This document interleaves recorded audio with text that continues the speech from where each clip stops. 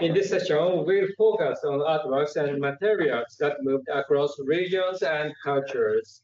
We have an even wider variety of topics here in the last session.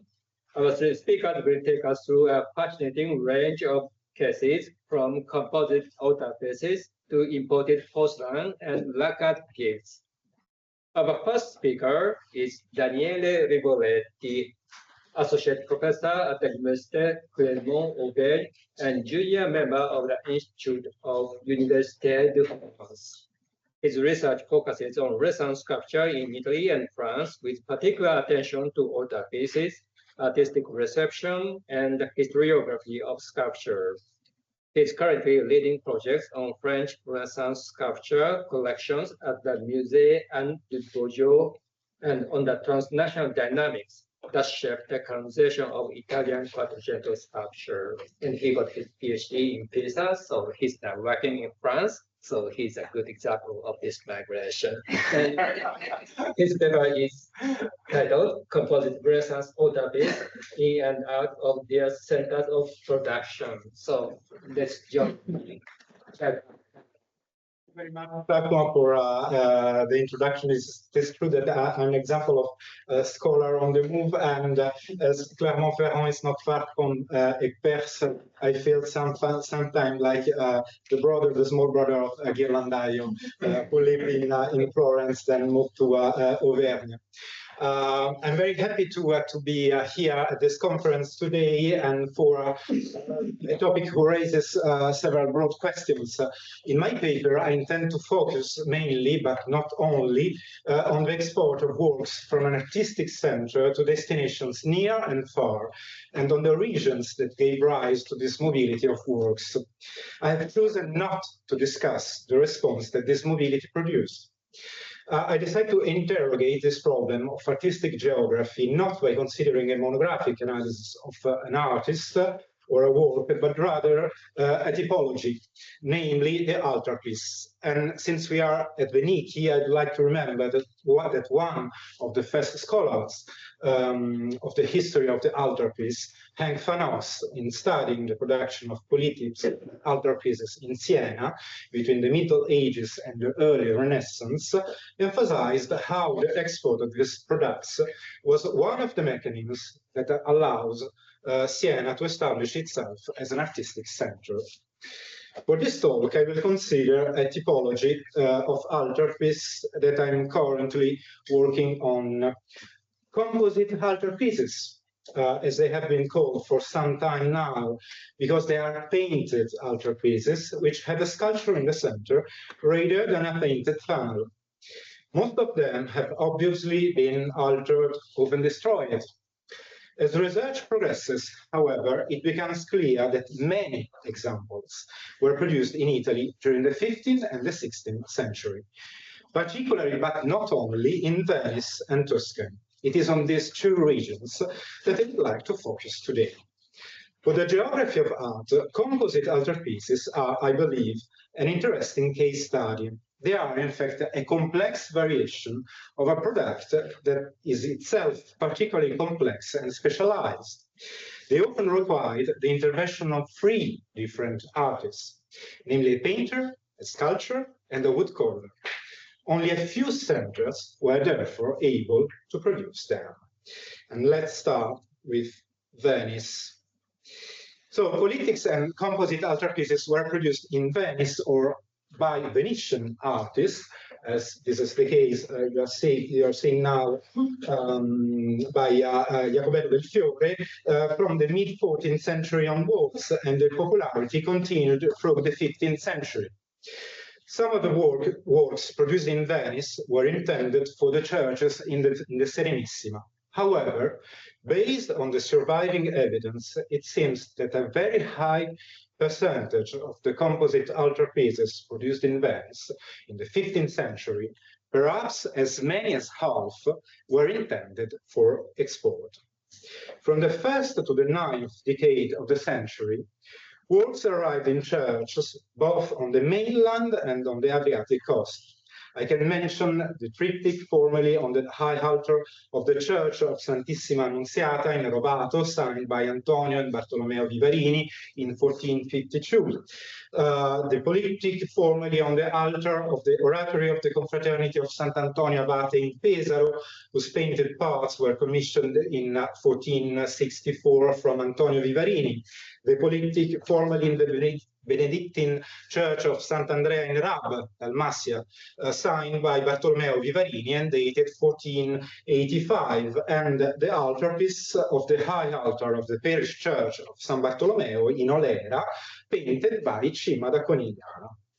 The high number of works intended for export is just one piece of a mosaic that is already well known to the scholars, namely the strong commercial expansions of Venetian artistic products. The commercial policy of the Serenissima itself strongly encouraged the expansion of trade and exports from Venice to other countries, not only for the most important guilds, but also for the production of works of art.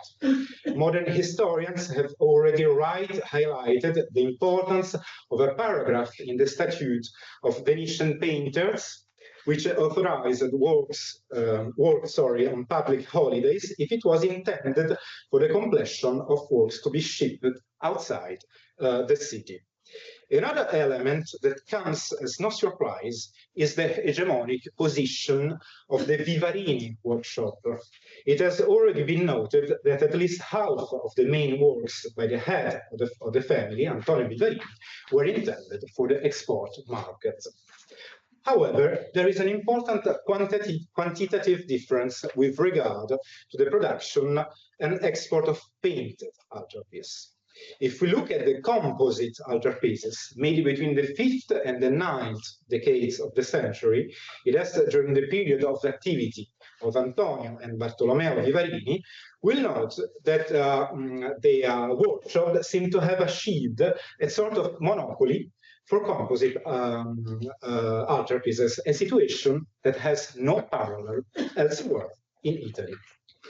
The reason for their success can be found in the organization of the family workshop, about which we know very little due to the scarcity of written documents.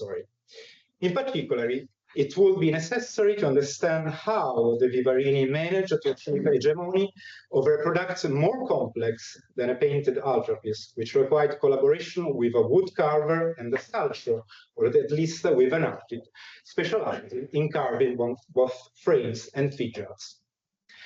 In the absence of written sources, it is necessary to study two different documentation. The style, the study of which can offer clues about the nature of the relationship between painter and carver, and signatures, an analysis of which provides insight into the commercial promotion strategies. First, the evidence of style invites to think, as Andrea De Marchi also pointed out, that the Vivarini collaborated with a different sculptor every time. Secondly, the signature. Signatures were particularly carefully crafted through the entire period of activity of the Vivarini workshop. All known examples of composite polyptychs are systematically signed. The Vivarini's composite altarpieces were collaborative works involving several artists, but the signatures in 4 of the 5 known cases refer only to the painters, whose involvement is usually explicitly limited to pingere, to the painting, while the wood carver is not mentioned. What makes the situation even more interesting is that the inscription is always placed below the sculpted element.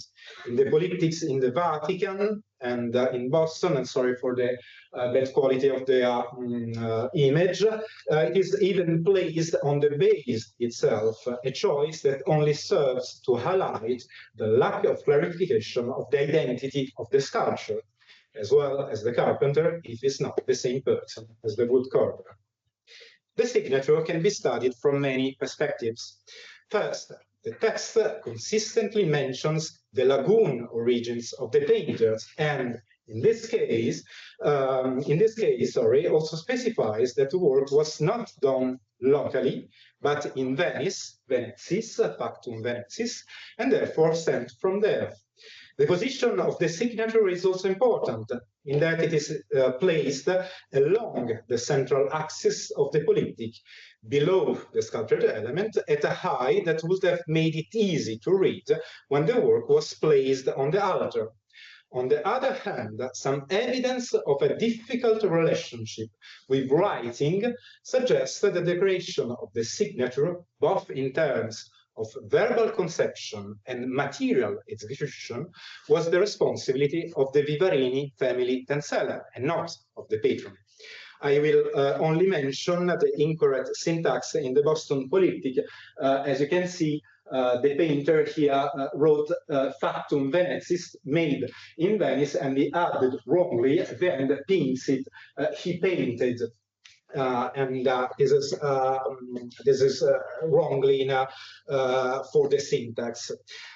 In summary, the Vivarini's monopoly on the production of composite altarpieces, the systematic presence of signatures, and the fact that in almost all cases they refer only to the names of the painters, suggests that the painters probably coordinated the entire production process.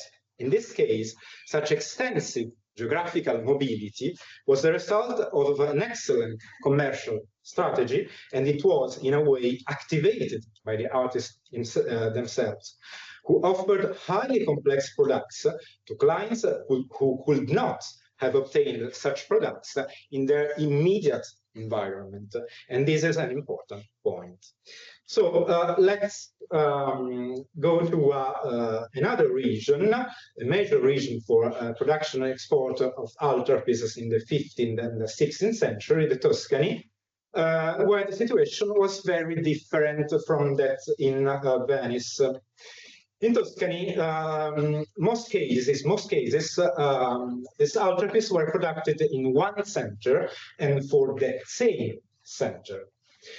Works intended for export often traveled only a short distance, a few dozen kilometers, I'm thinking. In these cases, the patron often, but not always, preferred artists who were able to manage the entire production process, both because they had the necessary commercial competence and because they possessed a wide range of artist skills. I'm just going to consider an example produced in Lucca for a small church in the Modena political area, Vergemoli. Vergemoli is highlighted on the map, and you can see Lucca. No, you can't see, but you know where Lucca is. This is what the altarpiece has been dismantled probably in the 18th century, and we just have today the sculptured element Virgin and Child. I was lucky enough to find the commission contract in the archives, and in the draft we have the contract and the draft by the notary, so two very different sources. In the draft drawn up by the notary, the artist Ambrogio Pucci was first referred to as a painter, but this was later corrected to woodworker. So the notary he corrected himself. Pucci is in fact later documented as a woodworker, but he trained very probably in the Civitali workshop, and perhaps he learned various skills, including painting. So it was perhaps the plurality of skills that motivated the patron to choose him. Such cases are relatively common in Tuscany, but they are not the most interesting ones for today's topic. I know of only one case that is vaguely comparable to that of the Vivarini family, and that is in Siena. I'm referring to Lorenzo Di Pietro, known as Vecchietta. A painter and sculptor, very careful to claim this dual skill in his signatures, Vecchietta seems to have produced several composite altarpieces during his career, unfortunately, all of which have been dismantled and are often known only from written sources. However, the comparison with the Vivarini works, mainly from a quantitative rather than a qualitative point, the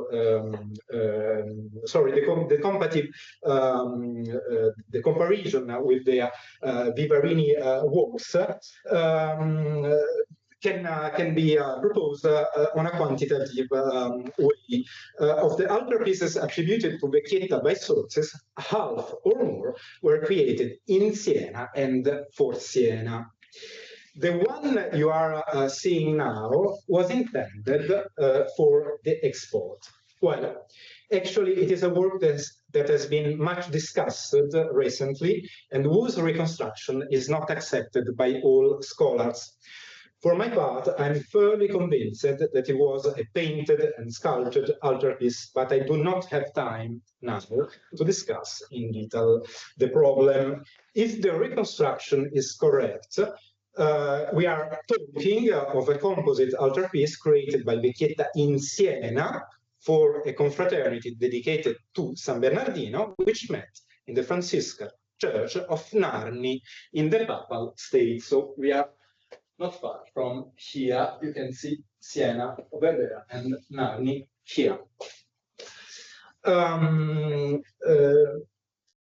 It is very likely that the driving force behind the vast geographical dynamics was the Cardinal Berardo Eroli. Eroli was originally from Narni, very close to Pope Pius II. He had the opportunity to stay in Siena, to see at least another composite altarpiece by Vecchietta, and probably to appreciate his skills as a painter and a sculptor. Eroli was at the origin of other works of art commissioned for Narni from abroad. And perhaps it was he who was able to have the Vecchietta's altarpiece made in Siena and then sent to Narni. I would now like to consider two very well-known examples. They are, for me, particularly significant for the topic that interests us at this conference.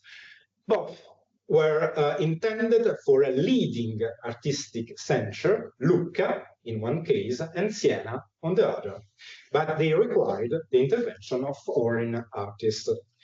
We know that in both cases, it was the patron who initiated this geographical process. The first case is the famous altarpiece we have spoken about this morning, commissioned from Filippino Lippi by the merchant Nicolao Bernardi, created in Florence in collaboration with Benedetto da Maiano and then sent to Lucca, to the Bernardi Chapel, to the Church of Santa Maria del Corso. A few years ago, Francesco Cagliotti shed more light on the political and social significance behind the choice of foreign artists. The real mastermind behind it all was the patron's uncle, the abbot of the church, Giannino Bernardi. He had just obtained another altarpiece for the high altar of the church, once again produced by artists not from Lucca, this time from Siena, Vecchietta, and after his death, Neroccio. Giannino Bernardi attempted to use the church of Santa Maria del Corso as a family space, a patrician space, and the use of renowned artists, famous on a supra-regional scale, contributed to symbolic prestige of the choice. More than the managerial skill, so to speak, that made the Vivarini family successful in the Adriatic, what mattered most here was artistic quality. And in fact, when commissioning the composite altarpiece, Bernardi insisted on the quality. In a truly exceptional manner, he left it up to Filippino to choose the sculptor with whom to collaborate, on condition that he was one of the best working in Florence. I'm summarizing from the contract. A somewhat similar case is that of the Palabicchi, produced a few years later in Siena. It was created by Francesco Di Giorgio, an artist originally from the city, but who has also been working for some time in other centers, who was, I believe, the actual director of the work. He collaborated with a foreign artist, Signorelli. In a city that left relatively little room for non-Sienese artists in the 15th century, this choice is significant. Once again, it was the patron who set the geographical wheels in motion. As Max Heidel has reconstructed, the altarpiece had also political significance, as it served to mark the return to Siena from political exile of the patron's father, Antonio Bichi.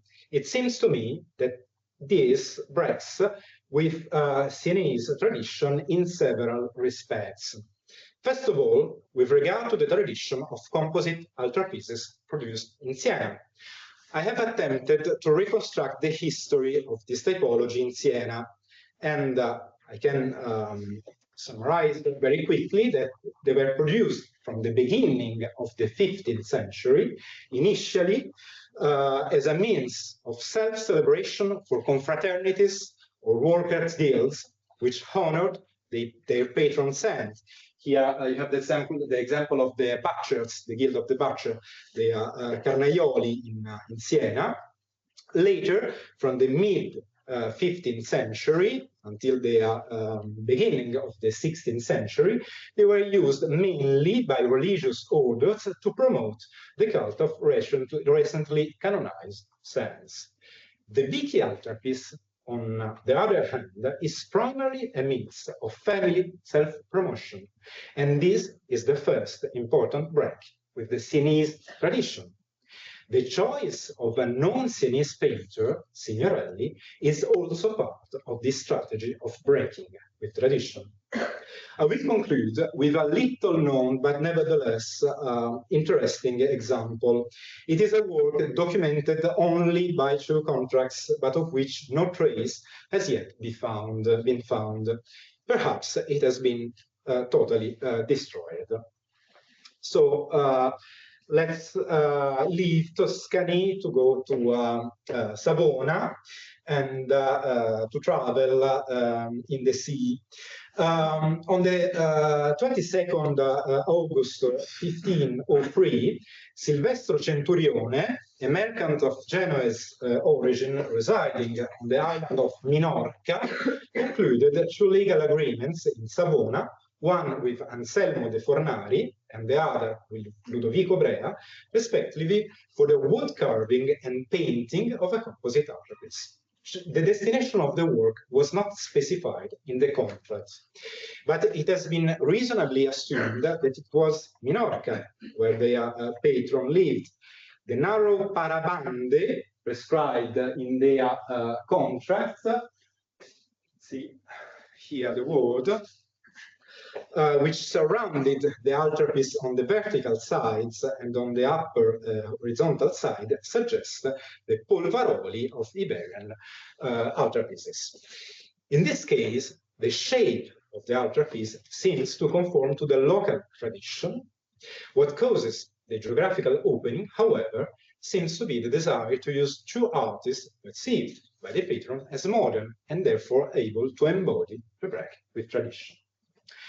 In conclusion, the mobility of such complex products depended as much on the opportunities offered by the market, as we have seen for the Vivarini, as on the expectations of the patrons. Lucca and Siena are very interesting cases, since here the same product could have been obtained by using local resources, and it is here that the role of patrons in shaping artistic geography emerges most strongly. Thank you.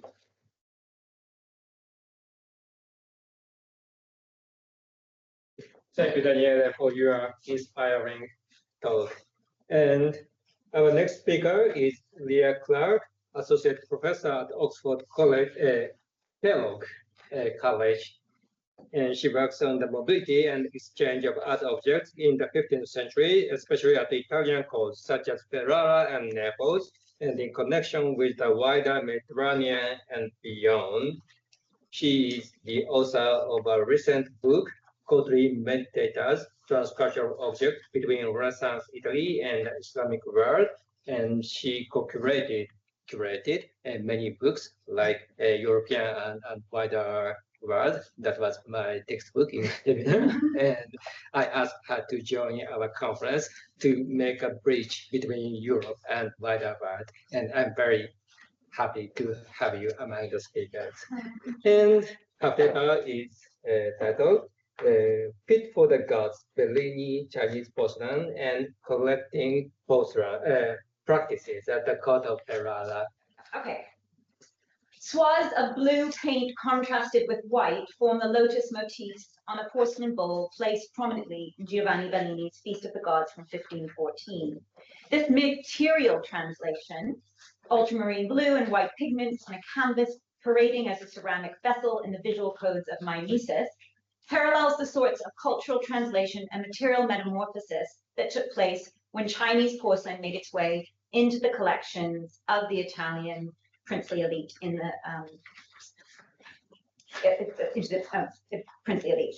In the painting, attention is also drawn to other materials, such as the crystal jug being filled with water by the young Bacchus, which highlights the glass blower's virtuosity as much as the painter's ability to render its translucency.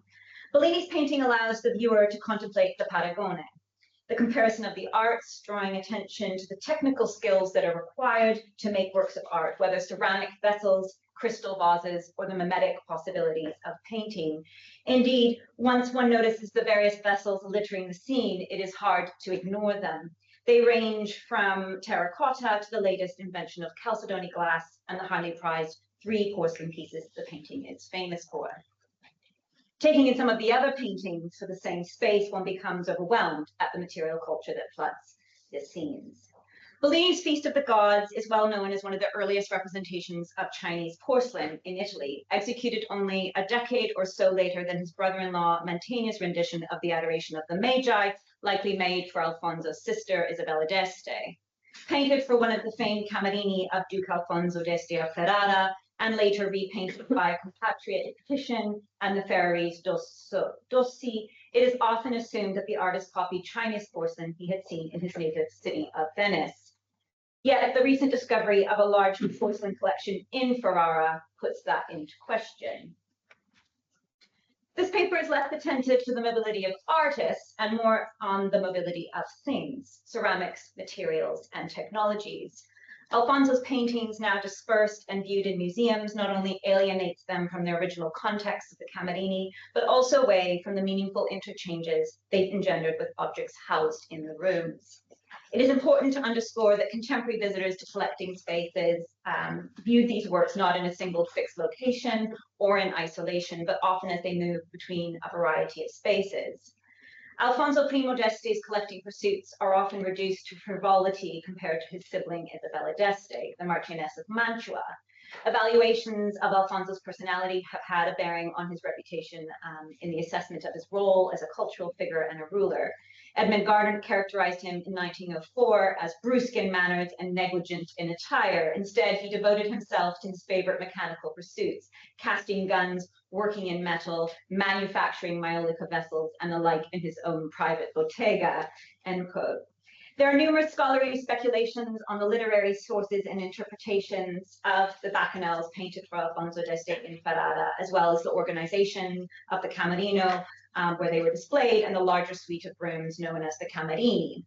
Bellini's Feast of the Gods was the first painting executed as part of the larger program of paintings for Alfonso's Camerino. It was finished in 1514, but the project encountered numerous adaptations over the course of several years, resulting in alterations to the subject matter of the paintings, as well as a change of artists who contributed, but also substantial changes to the rooms themselves. And I don't have time to go into the complicated details of the Camerini commissions and the alterations, but there were a series of rooms, including one with a famous cycle of paintings originally conceived to be by a selection of the best artists of his time, but in the end were mostly by Titian, and another room with the marble reliefs by Antonio Lombardo.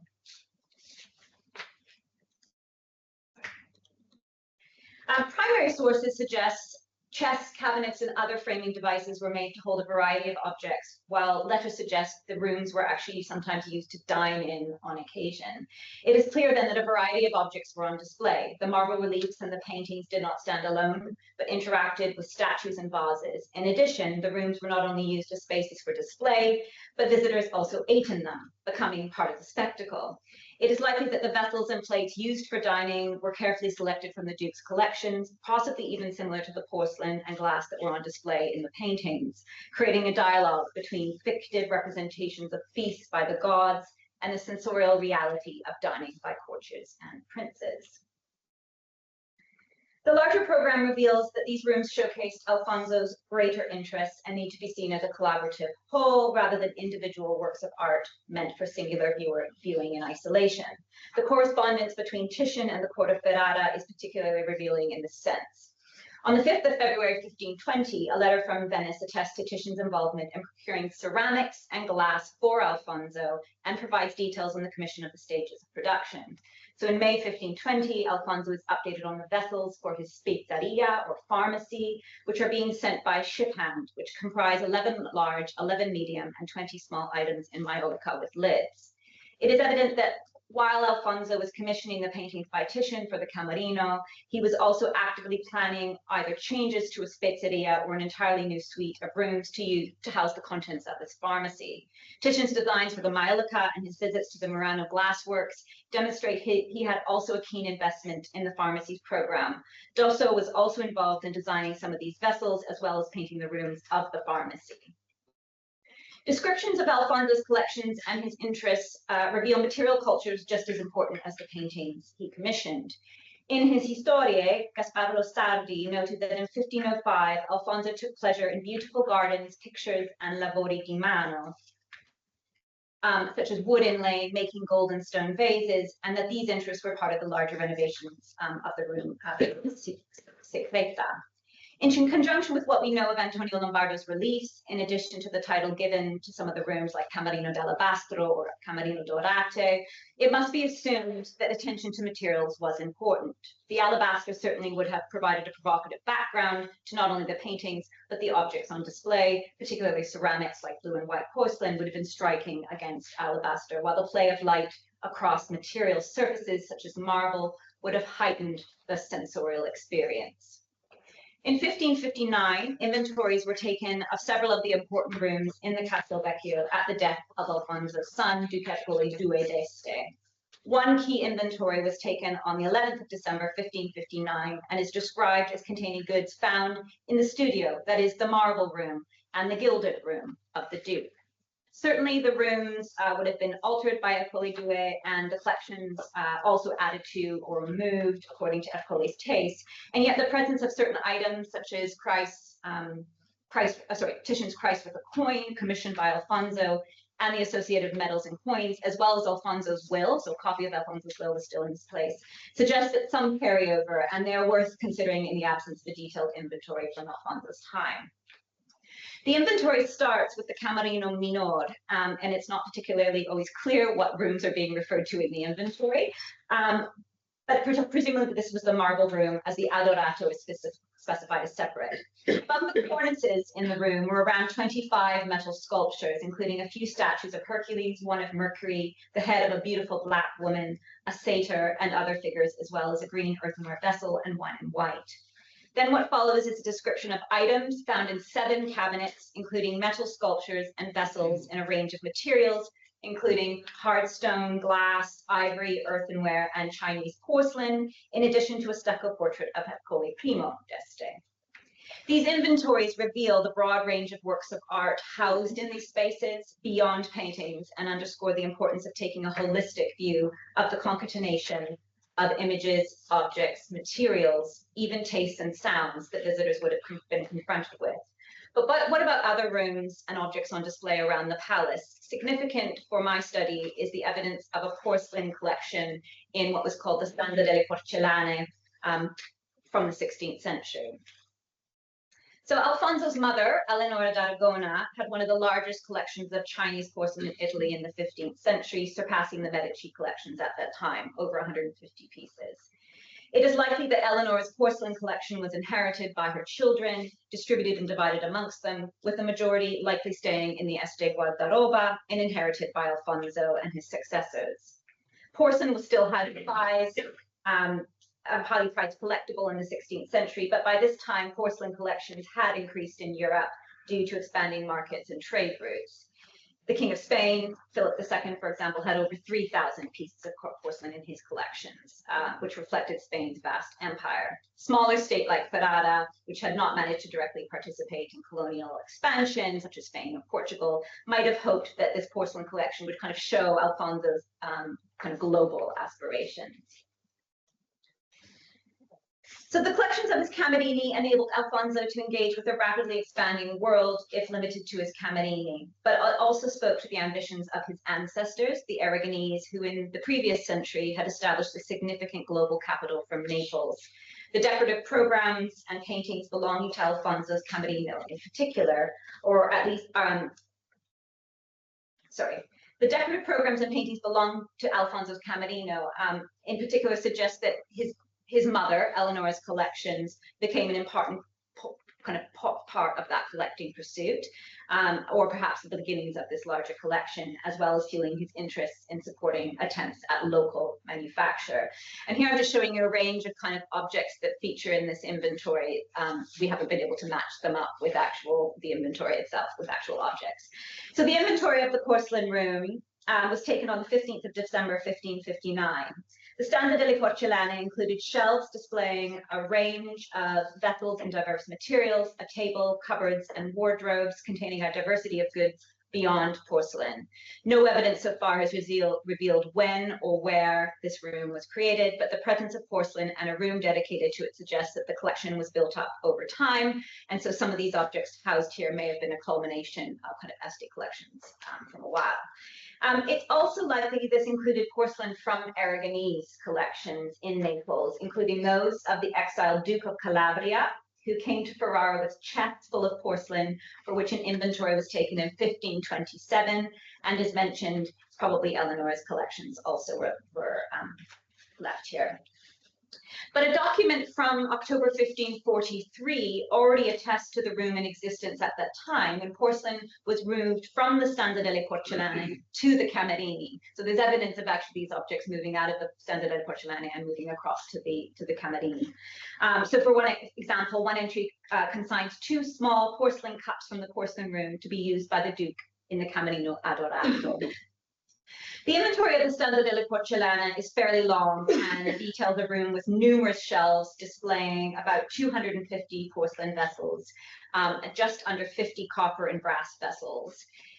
There are also descriptions of wardrobes and cabinets where there are vessels worked a la damascena, and more porcelain ranging from celadon to blue and white.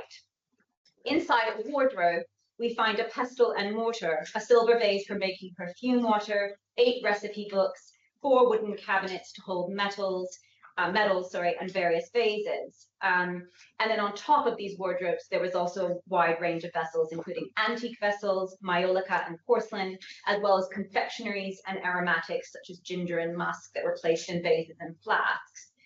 In a number of storage benches, we find contents ranging from paternoster beads to albarellis, drug jars, and antique and modern drawings. Although resembling a spezzeria or a pharmacy, it could not have served as the court pharmacy, or at least it was an addition to one that was already in place that we have an inventory for that was not this room. But what it does do is support an argument that I've long been kind of trying to make, is that porcelain was often associated with aromatics. It was often given as diplomatic gifts holding things like ginger. And so a lot of these vessels, I think, had those kind of connections with them. So why is the Stand delle Porcellane important for the Camerino paintings and our understanding of the studiolo more generally? The density of texts, objects, materials, and images found within spaces such as the studiolo were not meant to be finite, but rather opened endless assemblages and thus various routes to arrive at meaning. Rather than a single coherent program for one room, visitors to the Camerini arrived at meaning and new forms of knowledge through their interactions with the range of goods displayed and handled, and the complex pictorial programs found in the paintings and in the reliefs on the walls. And scholars who have been interested in the iconography and symbolic meanings of the Camerino paintings have also, although with varied and often conflicting interpretations, stressed the role that texts such as Pliny, Ovid, and Albertus Magnus played in interpretation. For instance, scholars have underlined the theme of seasonal changes, as Bellini's Feast of the Gods takes its cue from Ovid's Fasti, which relates to the constellations, the months, and the rituals that punctuate the Roman year. There is also an emphasis on metamorphoses and the conversion of materials, such as water into wine. This emphasis on materials and their transformative qualities was thus a theme running throughout the paintings, but also in the objects of display, and of course in the larger interest in ceramics and their manufacture by Duke Alfonso. The three pieces of porcelain depicted in Bellini's painting are all different in shape and decoration, suggesting Bellini clearly intended to make them appear as unique pieces and perhaps use three different examples as models. The painting is also scattered with other material culture, as I've noted, with pieces that run the gamut of what would have been understood as, at this time, as highly refined, such as Chinese porcelain, to the more mundane, such as pignati or earthenware jugs. The procurement and manufacture of these objects, from glass to porcelain, was itself a skill, one in which a patron like Alfonso could allude to in these representations and in the objects on display. And one might argue that the paintings placed on the wall acted as the frames for the real focus of display, the vases and other material culture that ranged from metalwork to Chinese porcelain. In this case, the painter's act of rendering these vessels puts their art in direct paragone with the real objects on display. Indeed, an indication of this is Titian's Christ with the coin, which was located in the Camerino Adorato, and as mentioned, served as the cover to the coins and medals. The painting has peregrine, both frame and subject, conditions the viewer's physical engagement with the objects inside. This is particularly important when consideration for the other paintings destined for these spaces. They do not simply represent the objects housed there, they condition viewers' engagement with them. When considering the numerous types of marble in the Camerini, as well as the variety of materials made into vessels, in addition to the representations within the paintings, an emphasis was placed on the real, the perceived, and the imagined. Metamorphosis thus could be activated through the viewer, when stones revealed images or ceramics glistened like gold. These intellectual stimulations were not restricted to paintings, but the material culture that was collected, celebrated, and engaged with within these spaces. The physical engagement with the vessels on display, whether glasswork or Chinese porcelain, would have also prompted the viewer to consider the technology that went into the creation of those materials, a particular interest of Alfonso's, and might have prompted the viewer to consider his role in producing such objects. So collectors' interest in the materials on display, such as those rendered in the Camerino paintings, often led them to be informed and actively engaged in the production of these objects as part of that kind of form of acquisition. Alfonso's interest, however, extended beyond simply acquisition, and like Francesco I de' Medici, he was keen on actively engaging in the manufacture of certain materials, according to contemporary biographers. Paolo Giovio, in his biography of Alfonso from 1553, noted that not only did he admire ceramics, he was keen on making them himself, dabbling in the potter's art. So Alfonso's reputation for active participation in material making, and as a direct contrast to his appetite for studies, is evident in the next century, when Gasparo Sardi describes his interest in a similar way, noting he actively participated in the making process. So the Este had a tradition of keeping resident potters and other ceramic factories producing a unique green and yellow ceramic with sgraffito. In 1494, Isabella d'Este sent a maiolica plate that had broken in 3 pieces to Ferrara to be repaired there by the maestri that were working in the castle. Francesco Bagnacavallo, who was dealing with the request, returned the plate along with another that the Duchess of Ferrara, Anna Sforza's, Alfonso's first wife, was sending as a gift. In a letter written on the 14th of July, 1494, by Bagnacavallo, he advised on the transport of the ceramic. He also notes that it is not maiolica, but something more gallant, more supple, and lighter, all white and worked from white on white. And he uses the words bianco sopra bianco. The words here used as gallant suggest something refined, suitable to a courtly setting, But the term bianco sopra bianco is the same phrase used and illustrated by Pico, attributing the invention of a special type of white ceramic with subtle white decorations to Alfonso d'Este. It's really hard to see, but the one on the left has little white decorations, which you can see on in the kind of drawing by Pico. But it's very hard to see. It's like a kind of translucent white decoration. In November 1523, Alfonso wrote to Isabella sending her some vessels and other things, accompanied by his ceramicist who made them, Maestro Antonio. These were made, as Alfonso informs her, in our secret locations from those stones or pietre, suggesting it was the material that was of particular interest to Alfonso. He recommends that if she likes it and likes what she sees, she should commission some more pieces from him.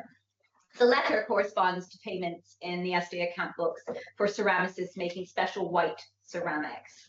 So by engaging with technology, Alfonso was underscoring his interest and knowledge of the natural sciences, as well as supporting a local pottery industry, which would be beneficially financially, as well as put Ferrara on the map for what had become a global commodity.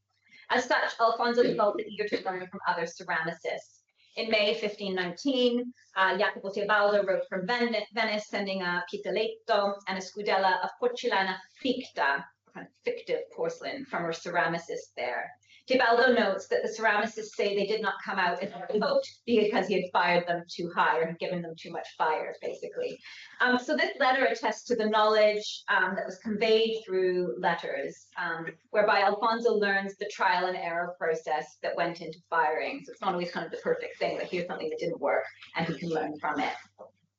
So in form of conclusion, I'd like to address the issue of disegno to consider what bearing this might have on rethinking collecting spaces, and in particular the Camerini of Alfonso. So as Marta Aymar has persuasively argued, there were competing understandings of disegno at this time, but the narrative we are often told only tells one side of the story, privileging the notion of individual authorship to support a story of the Renaissance, which gives rise to new professional identities and a hierarchy of the arts. This has resulted in a tendency, as Aymar powerfully articulates, that defines disegno as primarily an occupation of the mind, placing the corporeal and material dimensions of production in second place, while being oblivious to the interconnectedness between mind, body, materials, and the environment in which they inhabit. Instead, she proposes mechanical or technological disegno, which challenges the polarity between hand and mind. Instead of disjoining disegno from the materiality of the things that it supposedly designs, it brings the agency of making into the creative process, integrating the so-called minor arts into broader frameworks of contemporary artisanal practice knowledge. Disegno is best known, as many people in the room and everyone in the room probably, from Vasari's articulations throughout his lives, where it is described as the father of the three arts of architecture, sculpture, and painting. And for Vasari, it is the expression and declaration of that concept that we have in our mind, and through the careful practice of the hand can render that idea. Thus, while it is a hands-on activity, the hand plays a secondary role to the intellect, setting up a dichotomy between manual and mental capacities.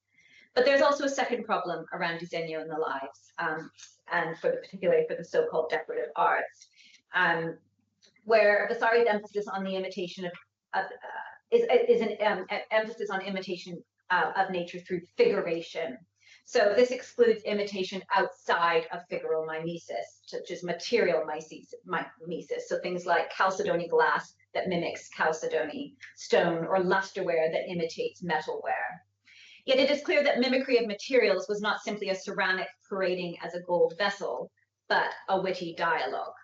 Minor arts, such as ceramics, which do not fall into the category of maiolica istoriato, so figural maiolica, are thus treated as inferior. Yet other treatises of the time allude to alternative approaches to disegno. The preciousness of materials or the difficulty of workmanship of material can be connected also to ingegno. For example, the famous glassmaker Angelo Barovie, who had made glass appear like precious stones, was described by the humanist Ludovico Carbone as endowed with angelic powers of ingegno. It is indeed in the area of ceramics that other understandings of disegno emerge, which are not limited to the narrow definition that posits intellect against manual practice, but instead draws upon Christian and Arabic frameworks of knowledge and technological transfer. As this last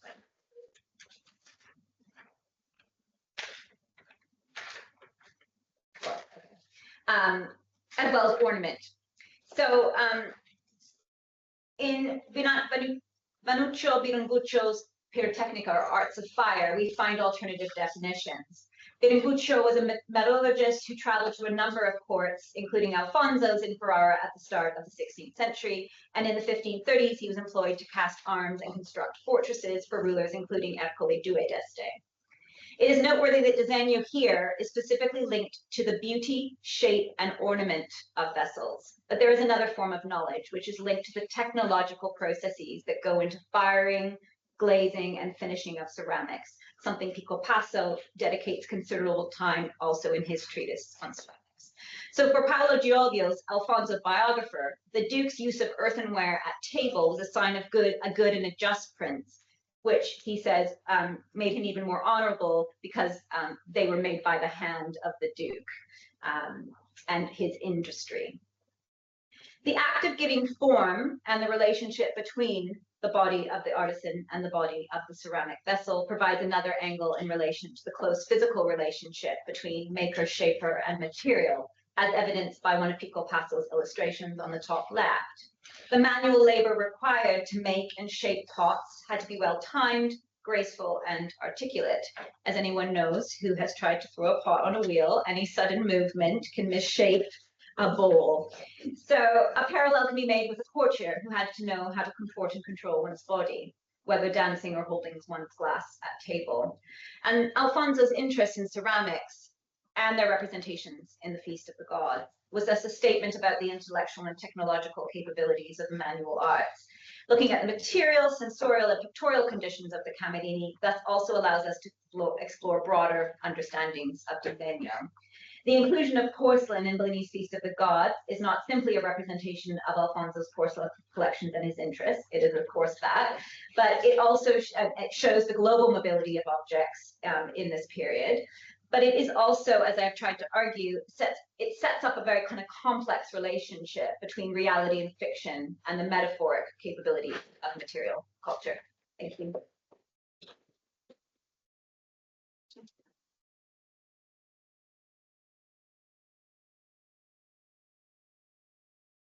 Thank you, Leah, for your wonderful talk with rich of diverse inputs to us Italian scholars of Italian Renaissance art. So we are very glad to hear your input about the collection of Ferrara. And our next speaker, and sadly our final speaker, is Anton Schweizer, a professor at Kyushu University. He specializes in early modern Japan with a focus on the worldwide circulation of Asian art objects during the first global age. So he will bring us to an even wider world. And he's now leading a Getty-funded project, Shared Cost Divided Historiographies. And he is my colleague at Kyushu University. And please, his paper is titled The Mystery Material, Lacquered Objects Gifted by the Tenshō and Keicho missions. And please join to welcome him.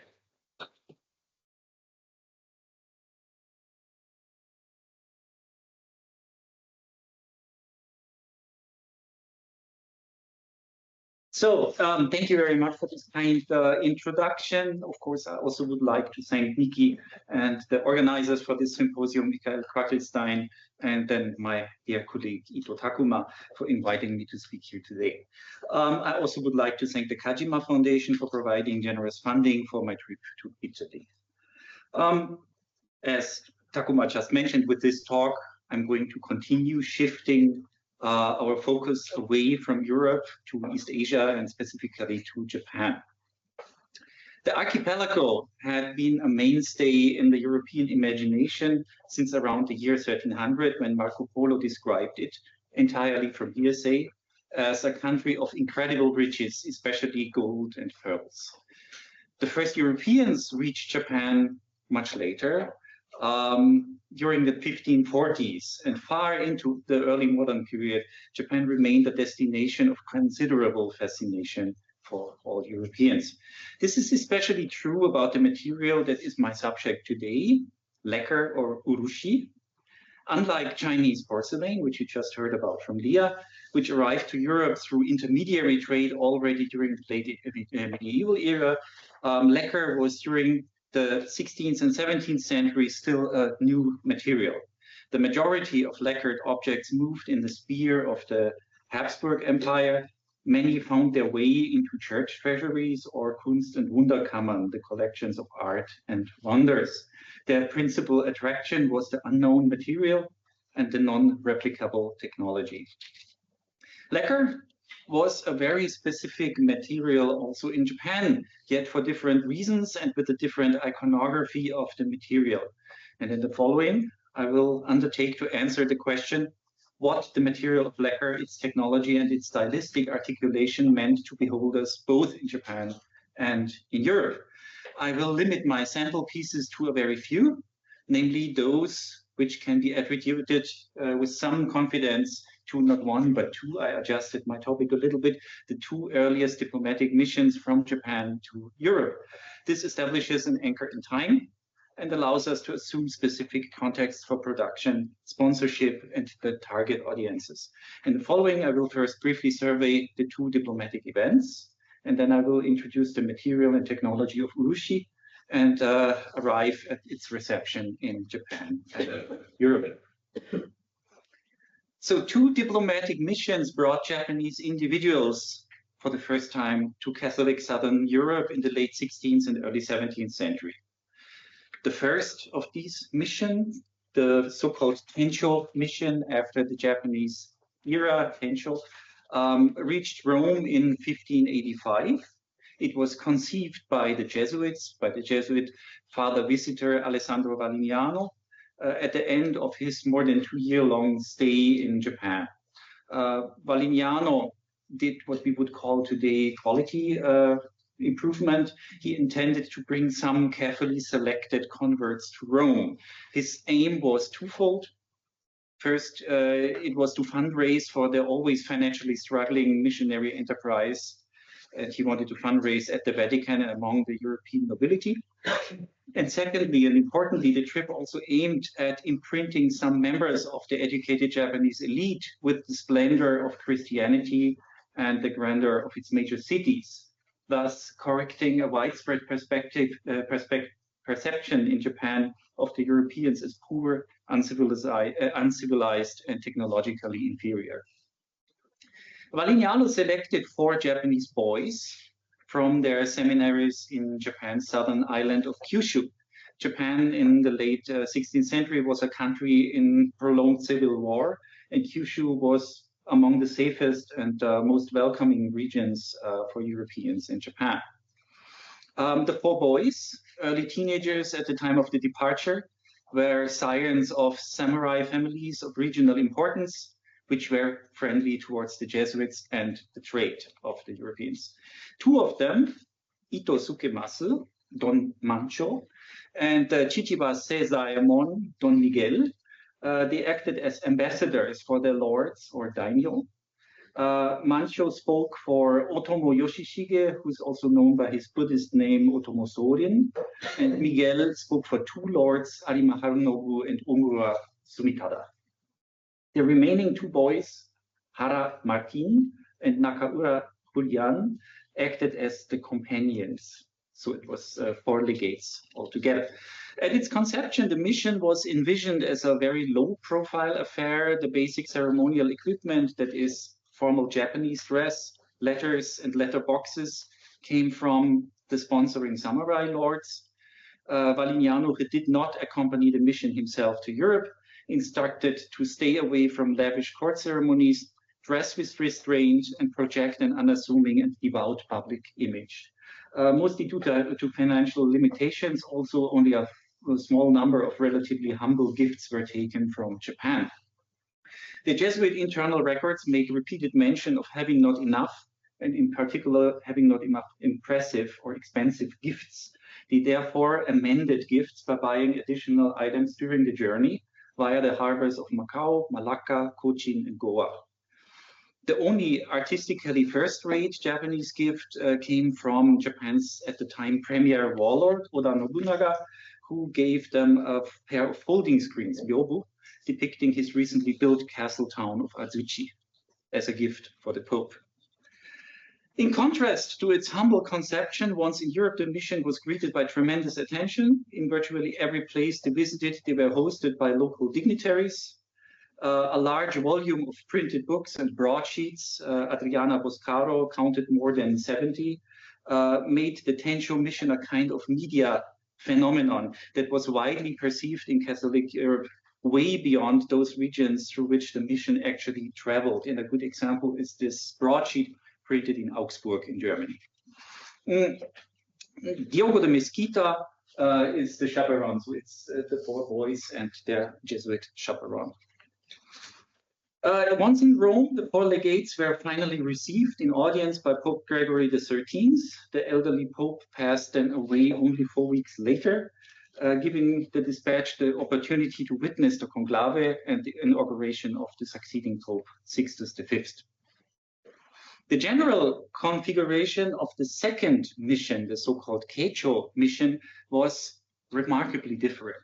It was dispatched by a Japanese person, a samurai lord, Date, or probably correctly pronounced Idate Masamune, lord of a large domain in Japan's north. Masamune had approval and logistical support for the dispatch from the meanwhile installed shogunate, the military government headed by Tokugawa Hidetada. In contrast to the Tenshō mission, which moved on Portuguese ships around the African route, the Keicho dispatch traveled on a Japanese-made ship of European type, a galleon, until Acapulco, crossed Mexico overland, then continued on a Spanish ship to Seville, passed through Toledo, Madrid, then went to Livorno, and likewise ended in Rome in an audience with Pope Paul V in 1650. The ambassador at this time was an adult, the samurai retainer Hasekura Rokuemon Tsunenaga, assisted by a Spanish Franciscan, Luis Sotelo, who also acted as translator. The outward goal for Masamune's initiative was to open a direct Japanese-controlled trans-Pacific route to Mexico and receiving Franciscan missionaries, skilled navigators, and mining experts for a direct connection to Mexico. It is, however, abundantly clear that Idate Masamune pursued more. He had an additional message, which is not mentioned in his letter and was transmitted orally to the Pope. It asked for Pope Paul recognizing Masamune as an independent king of northern Japan in anticipation of a power struggle with the Tokugawa shogunate, which ultimately never happened. None of the objectives were achieved, in large part because Masamune didn't get baptized himself, and started persecuting Christians in his domain shortly after the mission left. So his whole outreach remained very questionable. In contrast to the meagerly funded Tenshō mission, the Keicho mission was much more appropriately equipped. It was in command of a much larger manpower. About 150 Japanese people were on the ship arriving in Mexico, 120 stayed back. And an entourage that reached Rome included a dozen samurai as a guard of honor for the ambassador, and an additional number of Japanese page boys and servants and merchants, about 20 of them, many of them converts. Also, the gifts were much more according to proper Japanese ceremonial. They included, for instance, swords, suits of armor for the Spanish king and the viceroy of New Spain, a number of folding screens, as well as lavishly decorated and expertly calligraphed letters, which were handed over in high-quality lacquered letterboxes. The difference between both missions in sponsorship, available funds, and access to prestigious workshops is likely discernible in the lacquered objects that they brought with them, and I only will pick out 2 of them, one representative object for each of the 2 missions. The late Koyama Mayumi, lacquer expert, who devoted most of her life to investigating Japanese lacquers of this period in Italian collections, has argued that those 2 are, with some safety, to be attributed to the missions. Object 1, the left one, is a lectern in the Santa Casa of Loreto, which we just heard about. it is with high probability the lectern gifted by the Tenshō boys when they passed through and visited the church. It is representative for lacquers commissioned by the Jesuits in lacquer workshops in Kyoto. The shape is European. The decoration shows the Jesuit emblem HIS in a circular aureole surrounded by autumnal herbs or akikusa. These herbs are omnipresent in secular Japanese lacquer items. In a religious object, however, they make not really sense for a Japanese beholder.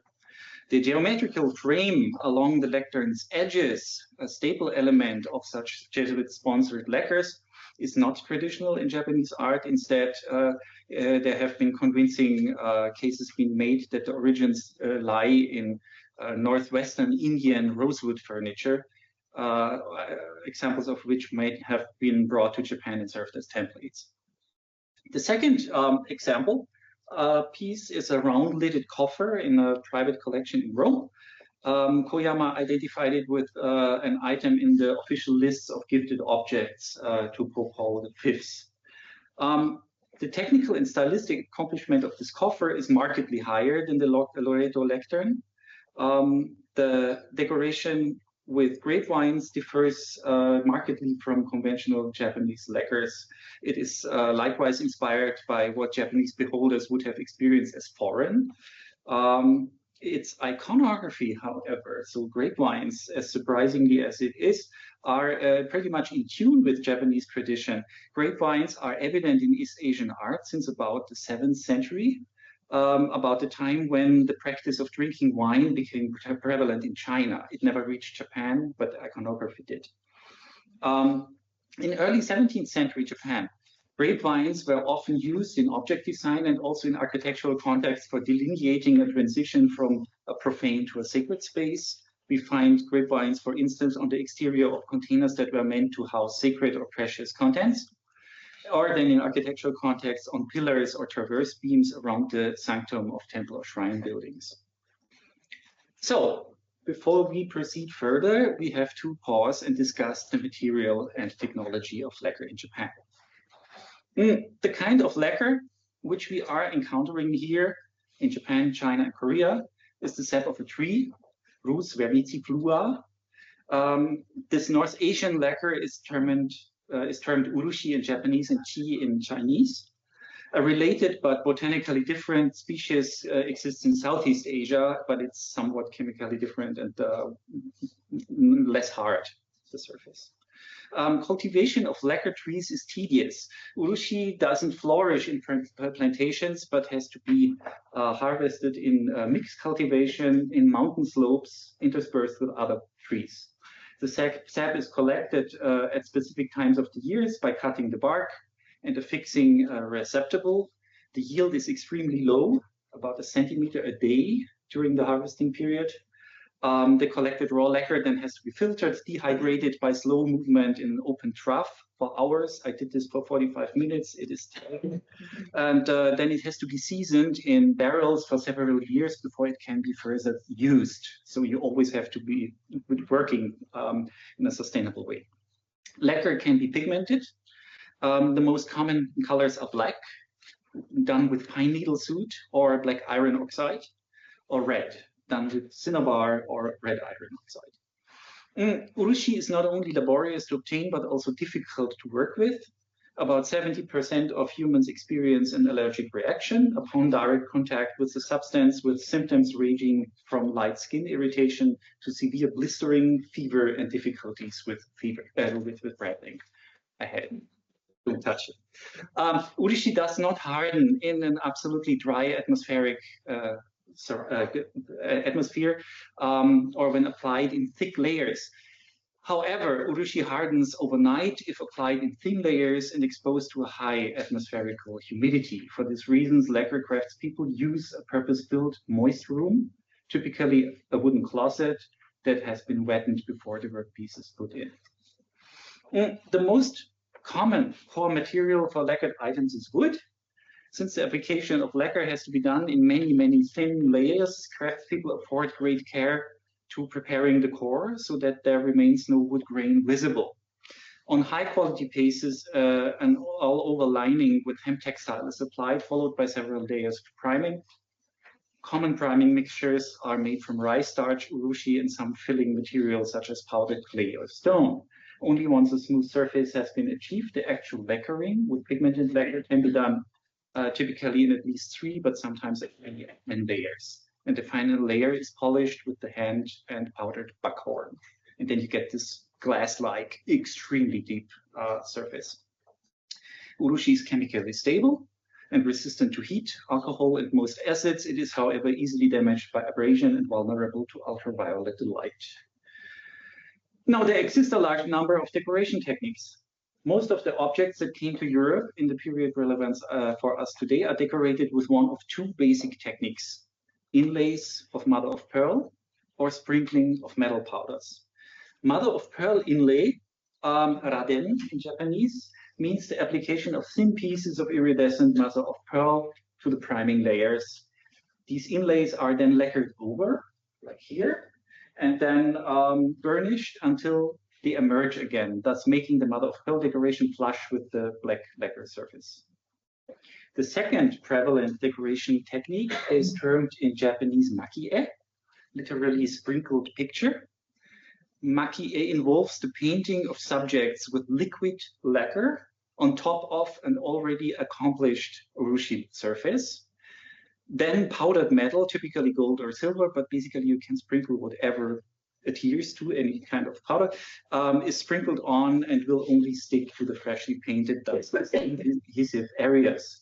The kind of maki-e used on the objects relevant for us here today is often variegated by using a range of different gold and silver alloys. There are many of them, thus creating a subtly polychromatic effect. Maki-e can also be executed over raden, mother of pearl inlay, as in this picture, thus creating a golden line drawing on top of the iridescence shells. Now you know how this works, right? How then were lacquered objects received in Japan? Owing to the extremely labor and time-consuming character of the material, urushi was a quintessentially luxury material. The heat and water-resistant qualities of the material made it congenial for vessels and containers. Decoration with maki-e was widely deployed for transforming, at this time, simple shapes into sumptuous objects. And the applications of urushi were, however, decidedly wider. Items coated with plain, undecorated lacquer, virtually always pigmented in black, were widely employed for martial equipment and ceremonial items. For instance, this famous saddle of Toyotomi Hideyoshi, one of the rulers of Japan. For seminal events such as an imperial or shogunal enthronement or weddings, large sets of matching objects were commissioned, often only to be used once. And then, for instance, in this depiction, we see an imperial progress. So the emperor moved out of the imperial palace to the seat of the shogun to pay him a ceremonial visits.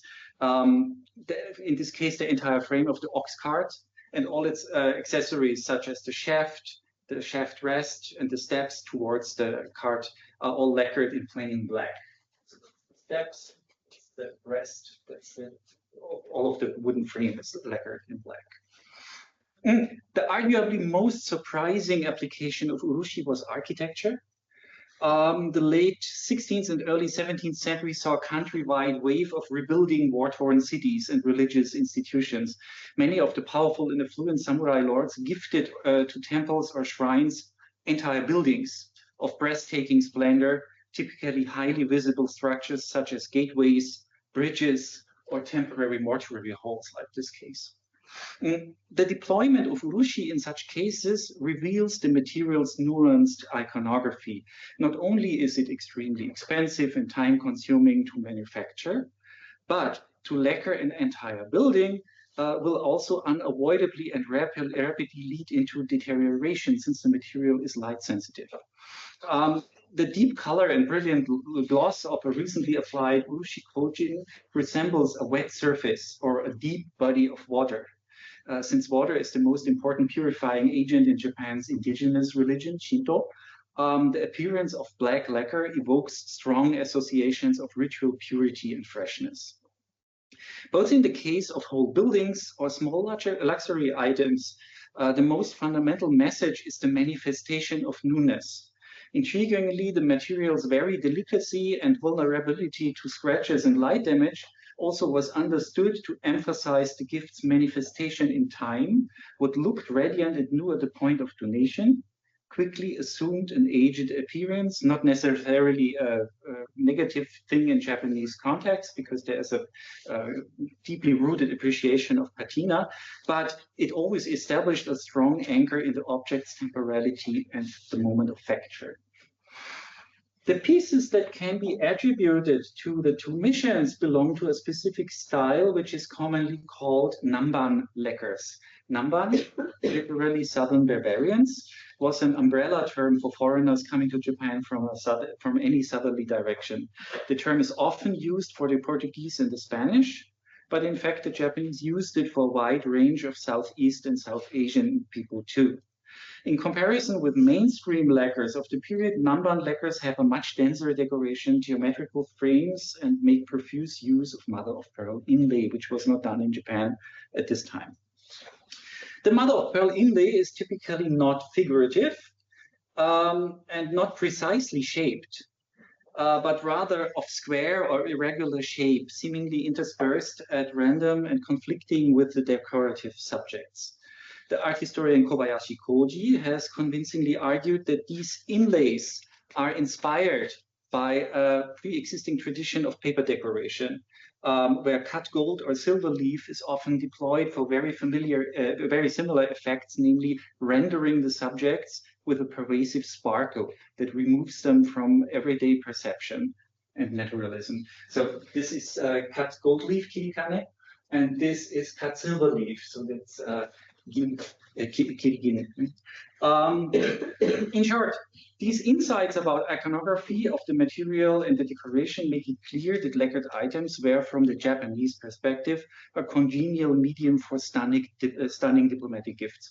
It is quite logical then that lacquered items were also standard components of ensembles of gifts sent to Europe and to other Asian countries. Now we wonder, how were such lacquered objects received in Europe? Almost all of the early references to urushi made by Europeans who encountered the objects in situ in Japan mistake the material for something else. Since the authors were in such cases typically not able to touch or closely inspect the items, they frequently misidentify them as ebony, iron, stoneware, polished leather, or very often semi-precious stone. Except stone, the degree of gloss achievable on all of those other materials is lower than urushi, a fact that made the encounter with the Japanese lacquered items especially impressive. When lacquers traveled to Europe and were gifted to high-ranking dignitaries, such as the Pope or members of the higher aristocracy, the material was obviously explained to them. In contrast to the majority of Europeans for whom the material remained mysterious, the Jesuits who resided in Japan had considerable knowledge about the substance and its technique, as it is evidenced, for instance, by numerous lacquer-related entries in a famous dictionary, the Vocabularia da Lingua de Japan, which came out in, I think, 1603 or 4. Urushi also comes up in many internal and then also edited published documents of the Society of Jesus. These Jesuit sources are especially valuable since they, on the one hand, understand the technique and the material, and on the other, point out what is remarkable for a European beholder. Frequent are, for instance, references to the mirror gloss of black surfaces. The Jesuit missionary Louis Froich, for instance, described some chests that were sent to Europe to hold gift armor. I quote, these boxes are completely covered with a varnish, which they call urushi, of black color, which resembles black stone, very clean and reflective, in that way that those who look at it see their own face. And then he also adds the remark that such chests could very well serve as relic containers. And we have cases in Spain where they exactly did this. By Freud is also one of the most detailed descriptions of a Japanese lacquer piece I found to date, a lacquer box. This box held a letter by the Japanese hegemon Toyotomi Hideyoshi, a letter which was a response to a letter that the Tenshō boys had brought to Japan on their return leg. Freud describes the letterbox in great detail, correctly explaining the technique of maki-e as, I quote, sprinkled over with ground gold resembling sand, and specifically pointing out that gold and silver inlays are made with such perfection that, quote, no conjuncture can be seen in any way. And in closing, he mentions again that, quote, if the casket were made in the style of our coffers, it would be highly esteemed by any grand prince in Europe. The European reception thus revolves around the material and its inscrutable workmanship, both of which were not replicable at the time with European technology. The visual appearance, strikingly similar to polished stone, conflicted with the knowledge that the material was man-made and something else. If inspected by touch, as was often done, both by the recipients of gifts or practitioners in Catholic churches, or also the visitors of Kunst and Wunderkammer, the people were actually encouraged to lift up and open and see and feel with their hand. If done so, the haptic experience was warmth and lightweight, very different from the expectation of cold and heavy stone. Those objects appeared to be something some exquisite kind of pietra dura, turned out to be something else. And yet the associations of stone persisted, as another German source, an account of the Tenshō boys' mission, states that Japanese nobles wear their swords in costly, artful, and beautiful scabbards. These are made from a beautiful black and glossy mixture that contains mother of pearl and other beautiful colors. This material is made with such skill and perfection as if it were a naturally grown, homogeneous stone. To sum up, in both the Japanese and the European context, the material of lacquer conveyed specific and powerful messages. For a Japanese beholder, the origin of the material was known, but it manifested qualities of very recent production, ritual purity, and visual freshness. To European eyes, lacquers, especially those inlaid with iridescent mother of pearl, were contingent objects in the sense formulated recently by art historian Brandon McMahon. Their constantly shifting color hues in the mother of pearl, they baffled the eye, and their substance behaved and felt differently from expectation. And as we just heard from Leah, those objects were used for all sorts of discourses. For instance, the diseño, I thought about the kind of skeptical philosophy, which always was kind of highlighting that what you actually see and perceive is not to be trusted and not reliable, right? Therefore, to conclude, the lacquer items are an excellent case study for the culturally prefigured reception of objecthood and materiality across the borders of vastly distant cultures. Thank you.